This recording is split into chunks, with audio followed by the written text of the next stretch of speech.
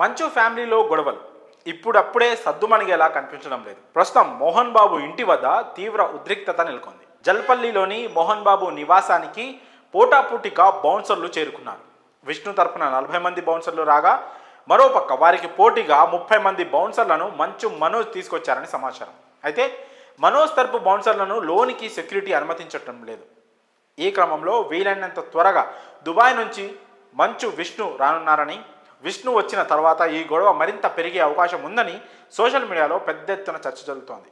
నిన్నటి నుంచి కూడా సోషల్ మీడియాలో మోహన్ బాబు మంచు మనోజ్కు సంబంధించిన వార్తలు వింటూనే ఉన్నాం.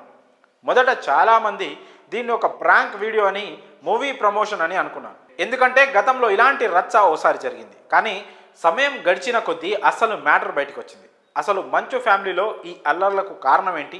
ఈ గొడవ ఎక్కడ మొదలైంది? పోలీస్ స్టేషన్, మీడియా, సోషల్ మీడియాలో ప్రతి ఒక్కరూ నోటీస్ చేసే వరకు ఎందుకు వచ్చింది? పూర్తి వివరాలను ఇప్పుడు చూసేద్దాం.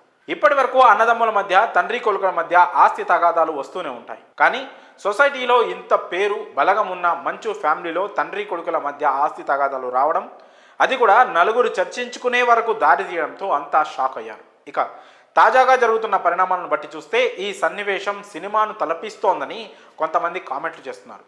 అయితే గత కొన్ని రోజుల నుంచి కూడా మంచు ఫ్యామిలీలో ఆస్తుల గురించి వివాదాలు జరుగుతున్నాయట. సో ఈ క్రమంలో సెటిల్మెంట్ కోసం హైదరాబాద్లోని అవుట్కట్స్లో ఉన్న మోహన్ బాబు నివసించే ఫామ్ హౌస్కు వెళ్ళాడట మనోజ్.